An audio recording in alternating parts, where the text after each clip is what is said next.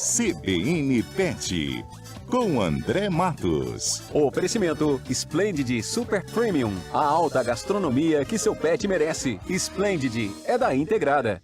Olá, André, bom dia. Bom dia, Cláudia. André, hoje nós vamos falar sobre corpos estranhos que são encontrados nos pets. Os cachorrinhos comem o que não devem. E aí? Olha só, Cláudia, eles comem de tudo e mais um pouco. Então, a gente considera corpo estranho, na verdade, os objetos que eles acabam ingerindo acidentalmente ou brincando. Isso é uma rotina muito comum da clínica veterinária. Então, existem várias situações. Primeiro, uma delas é o tutor presencia, né, a ingestão do corpo estranho.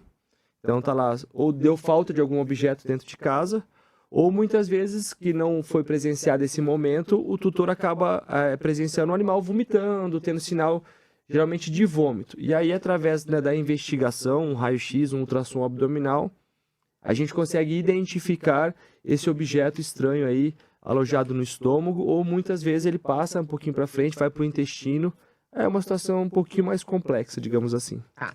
Então, o tutor, primeiro, claro, se ele percebeu, às vezes não dá para perceber, né? Mas às vezes eles até escondem, né? Quando você pede para pegar, ele já esconde, engole.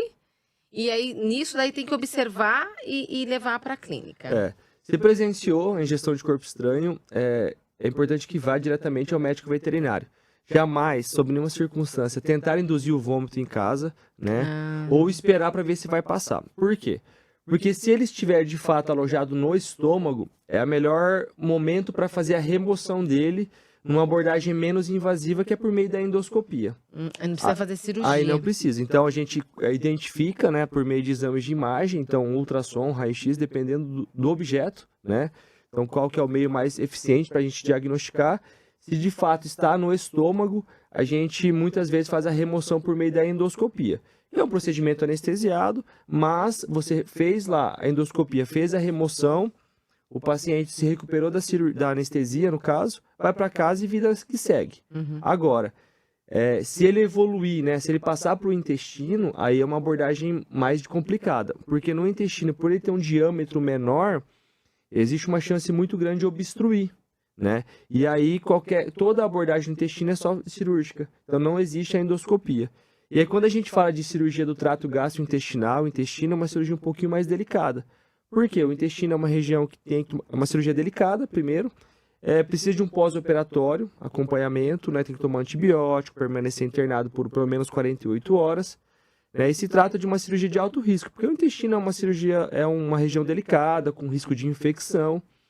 Então, o melhor momento para fazer a remoção do corpo estranho é quando ele está no estômago, tá? Então, se ele evoluir para o intestino, ele tem que acompanhar, porque o risco de obstrução é grande. A gente está falando desses objetos, né? Como você disse, às vezes um amarrador de cabelo, sumiu alguma coisa menorzinha em casa. Mas se for pontiaguda, aí piora, né? Pior ainda. Então, a gente tem bastante uma casuística com osso, né? Osso de frango e ossinho de porco, né? E as pessoas têm esse costume, né, André? De entregar tá comendo, entrega pro Exatamente. E na verdade a gente tem que parar para pensar, né? Os animais hoje domesticados, eles não têm essa habilidade mais, eles não sabem, né? Não, o que fazer, né? O que fazer. Então o que acontece? Eles acabam ingerindo, e aí, geralmente quando o tutor, ou ele pega, né, o animalzinho vai lá e pega, rouba, né, digamos assim, o ossinho, e o tutor vai querer pegar, daí que ele engorda de uma vez mesmo. Então assim, qualquer tipo de osso, eu contraindico totalmente para os pets, tá? E osso de frango e aquele de porco, eles costumam alojar no esôfago, que é a pior região para fazer a remoção.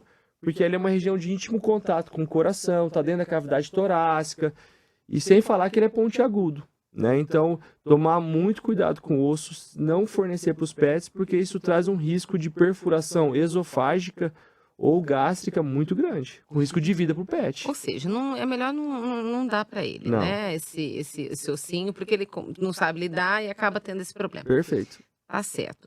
Então tá aí, se passou mal, sentiu, viu, se não viu, ele passou mal, a gente já leva para o veterinário. Perfeito, Se eu vi, corpo veterinário, porque pensando que ele estiver no estômago é fácil fazer a remoção. E, né, quem observar, sempre consultar o veterinário se tem, o recurso da endoscopia, porque se eu puder fazer para endoscopia é muito mais vantajoso para o pet do que eu fazer uma cirurgia para retirada do estômago, né? Então, a endoscopia você te retira, o cachorro acordou da anestesia, vai para casa, o gatinho, né? Vai para casa, a vida que segue. Gatinho também. Gatinho também. Gatinho é Também bastante fazem comum arte. linha, né? Eles gostam de brincar com linha, agulha.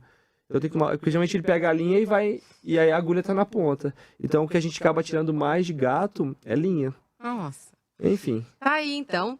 Conversamos com o Dr. André Matos sobre esses objetos. Se você quiser ouvir novamente, estará no nosso site, no cbnlondrina.com.br. Obrigada, doutor. Eu que agradeço. Até a semana que vem.